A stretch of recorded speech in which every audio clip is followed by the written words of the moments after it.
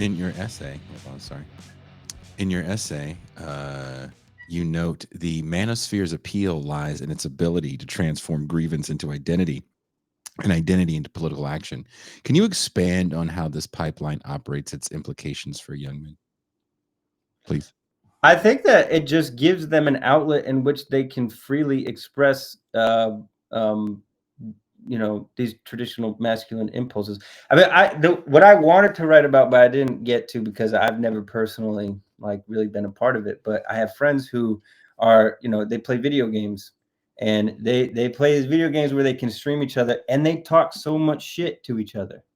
They say the most atrocious shit ever about, like uh, I'm gonna come to your house and like shoot you. Like they're mean to each other. Yeah, very They're mean. mean to strangers and stuff like that. But there's an aspect of masculinity that I think thinks that shit is funny because it is funny. But again, you can't go into a queer cafe and start saying shit like that. Mhm. Because it's not accepted by the majority of people, but within masculine circles it is, which is why the majority of the people who responded to my poll, they said, yeah, there are jokes, there are expressions of masculinity that I don't feel comfortable expressing in certain places, um, because the humor will be misread, or because I'll be, as I said, blamed for mansplaining or being ableist or something like that. And so, what happens then when that masculinity, which is almost impulsive, right? These are just things that boys want to do. Boys are competitive. And, that's a simplification, but for argument's sake, I'm willing to make simplifications as long as we recognize that it's a simplification. So, what happens when those forms of masculinity are alienated from left spaces? It means that the pipeline that's available to them are video games and this manosphere, these influencers that they find on social media, these people who seem to empower a Mhm. sense of masculinity, that they then tie to a notion of femininity and womanhood as as subjects. That's another thing these guys do, and I don't know the name of the show, but I've seen their clips way too many times. And it's they have a desk, like a news desk, almost like a radio show desk. So I don't know if people remember what radio stations look like, but they'd always have like a big desk, and there's the hosts on one side, which are usually all men, and it's these white guys, really smug fucking white guys, and then they have like OnlyFans women on the other side, very young women. These guys have to be in their at least mid 30s with 20 somethings on the other side. Mhm. And they just kind of berate these women, to your point, to prove that they're kind of all for sale.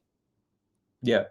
And no matter what They're these dumb or women they're say, all for sale. I've seen a lot of memes where, it's like the choosy interviews on the street where, some dude asks a woman, "Where's the Great Wall of China?" And she says,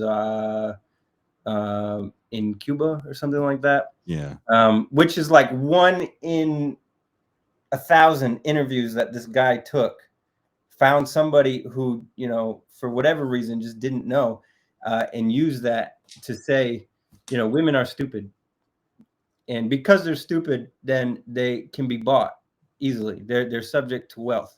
And it seems, and this is another point that I make, when you see people like Andrew Tate that um, that promote, or they flash, the women around them. Andrew Tate likes to brag a lot about how many women he slept with and how he treats them. And when you're one of these boys, right, that discovers Andrew Tate, and you see him surrounded by women, that seems to confirm the notion that women can be bought, right?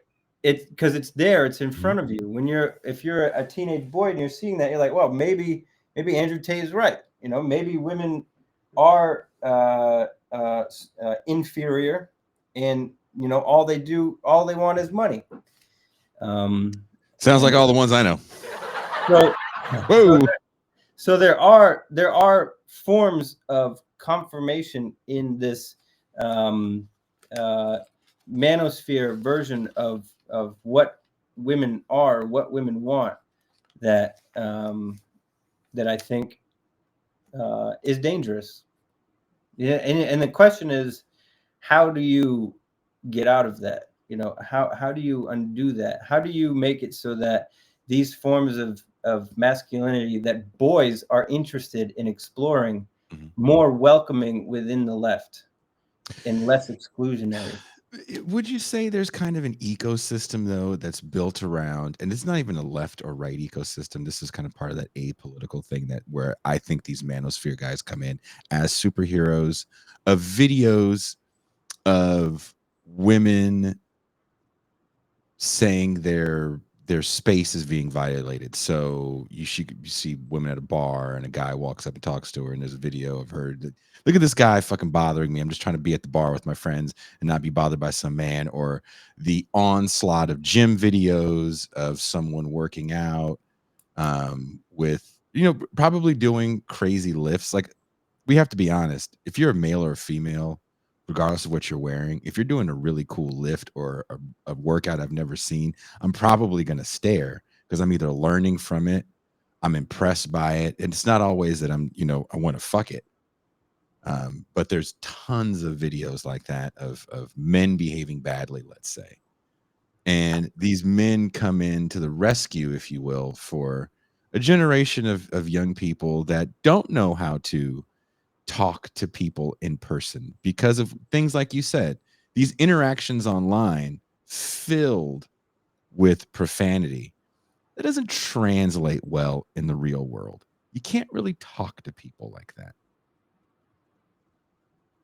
Yeah. Yeah, I've seen some of those videos where um, a guy will kind of, and actually the one that I saw, I didn't think that it was like toxically masculine. It was Mhm. actually kind of refreshing. It was, it was a video of a girl that had her tripod set up at the gym in a very convenient location, where she could see people that were looking at her. It was like reflecting in a mirror, and like she used that video to say like, "You men are gross, they're checking me out of the gym." And the guy like interrupted the video, and he's like, "Let's dissect what's going on here. Like, let's dissect where you strategically put this tripod Mhm. to capture men who are watching you do an exercise that is outrageous, right? It's a ridiculous exercise that nobody else does in the gym except for you in the effort to get this attention." And so, I mean, stuff like that I think is fine because it's not necessarily political, but as much as it's saying, there's an artificiality to the whole thing. Um, that being said, when those critiques become a condemnation of femininity as stupid or inferior, I think that's when the problem emerges. And it's a very fine line. It doesn't take much for that to happen. Um, but We yeah, have a question here. Would Che Guevara have been in the manosphere? um, I don't think. Well, if we're defining the manosphere as a place of the right, then no. Che Guevara probably would have occupied the same virtual place as Hassan, right? And for all his faults, he's not a perfect person. I Mhm. don't even follow him, but I know who he is. For all of his faults, right? He is somebody that does embody these forms of masculinity, but is on the left. And I don't agree with him on everything, but I do think that I'm not willing to criticize him publicly because I do think that people like him should exist. More people like him should exist. And so, I consider him a comrade, even though, like I said, I don't agree with everything he said. I'm unwilling to criticize him.